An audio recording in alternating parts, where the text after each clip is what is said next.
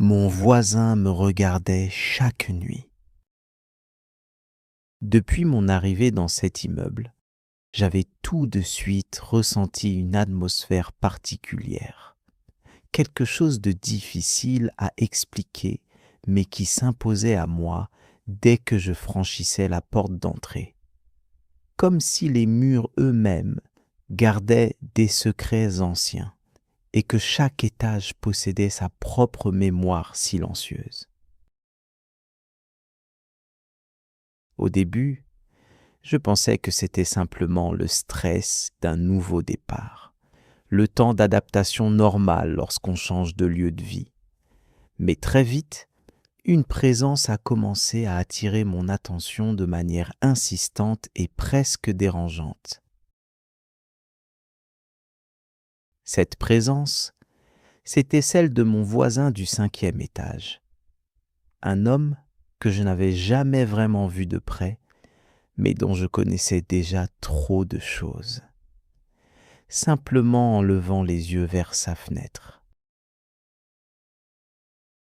Il passait ses journées derrière la vitre, immobile la plupart du temps, observant la rue, les allées et venues des habitants, les habitudes de chacun, comme s'il essayait de comprendre quelque chose que nous ignorions tous, ou comme s'il attendait un événement précis qui ne venait jamais.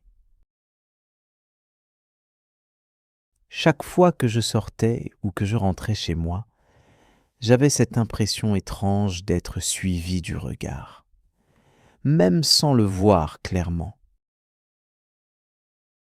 Et parfois, lorsque je levais la tête par réflexe, je distinguais sa silhouette derrière le rideau légèrement tiré, toujours à la même place, toujours silencieuse, presque fusionnée avec la pénombre de son appartement. Au début, j'ai essayé de ne pas y penser, de me convaincre que ce n'était qu'une coïncidence, qu'un homme seul pouvait simplement être curieux ou avoir des habitudes particulières sans que cela ait une signification inquiétante. Mais avec le temps, cette présence est devenue une sorte de point fixe dans ma routine quotidienne, quelque chose que je remarquais sans même le vouloir.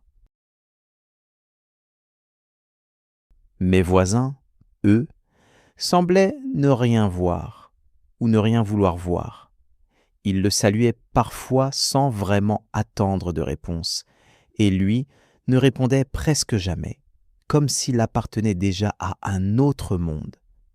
Un monde séparé d'une autre par cette simple vitre qui pourtant semblait infranchissable.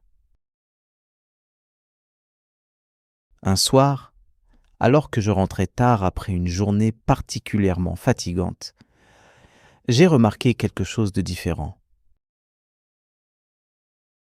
Les lumières de l'immeuble étaient faibles, le couloir était presque vide, et en levant les yeux vers sa fenêtre, j'ai constaté qu'il était toujours là, mais cette fois, il ne regardait pas la rue. Il me regardait moi. Ce n'était pas un hasard, pas un regard perdu dans le vide, mais un regard précis, direct, qui semblait me suivre, même lorsque j'ai accéléré le pas pour entrer chez moi. Ce soir-là, j'ai eu du mal à trouver le sommeil, et pour la première fois, j'ai commencé à me poser de véritables questions sur lui, sur sa vie, sur ce qu'il faisait réellement derrière cette fenêtre. Les jours suivants, j'ai essayé d'observer plus attentivement ses habitudes. Il ne sortait presque jamais, sauf très tôt le matin, et encore, seulement pour quelques minutes, toujours avec la même précision mécanique, comme s'il accomplissait une tâche obligatoire.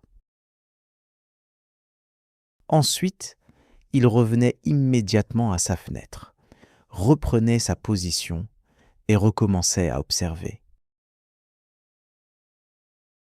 Je suis resté longtemps dans la rue, immobile, regardant son appartement. Et pour la première fois, j'ai eu l'impression qu'il ne regardait pas seulement les gens, mais qu'il cherchait quelque chose de précis, un détail, une personne, un souvenir peut-être. Ses yeux ne semblaient pas simplement curieux, ils semblaient fatigués, presque blessés, comme s'il portait un poids que personne d'autre ne pouvait voir.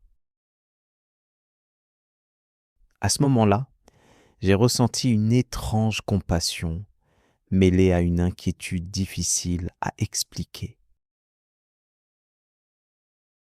Quelques jours plus tard, un événement inattendu s'est produit. En rentrant chez moi, j'ai trouvé un petit mot glissé sous ma porte. Il n'y avait pas de signature, seulement une phrase écrite à la main. Je vous ai vu aussi.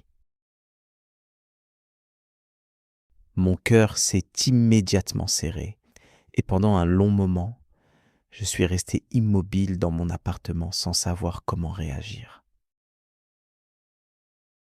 Je savais instinctivement que cela venait de lui, mais je ne comprenais pas pourquoi il m'écrivait cela, ni ce qu'il attendait de moi. Cette nuit-là, je n'ai presque pas dormi.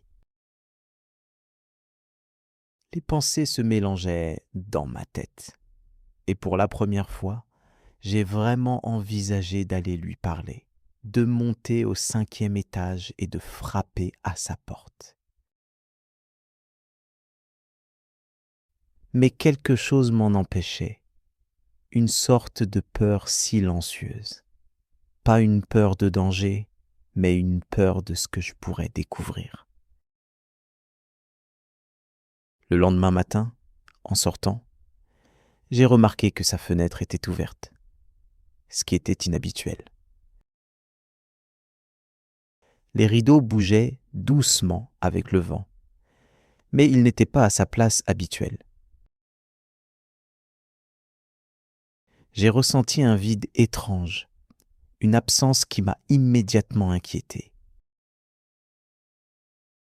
Dans la soirée, j'ai appris par un autre voisin qu'il avait été retrouvé chez lui, sans vie, seul comme il avait toujours vécu, et que personne ne savait exactement depuis combien de temps il était parti. Cette nouvelle m'a profondément bouleversé, plus que je ne l'aurais cru possible pour quelqu'un que je connaissais à peine. Pendant plusieurs jours, je n'ai pas réussi à regarder la fenêtre du 5e étage sans ressentir un malaise étrange, comme si son regard continuait malgré tout à exister quelque part dans l'espace vide qu'il avait laissé derrière lui. Aujourd'hui encore, en passant devant son ancien appartement, j'ai parfois l'impression, pendant une fraction de seconde, que quelqu'un m'observe, et même si je sais rationnellement que c'est impossible, je ne peux m'empêcher de ralentir le pas et de lever les yeux. Et de me souvenir de cet homme qui passait sa vie à regarder le monde sans jamais vraiment en faire partie, comme s'il essayait de retenir quelque chose que personne d'autre ne voyait.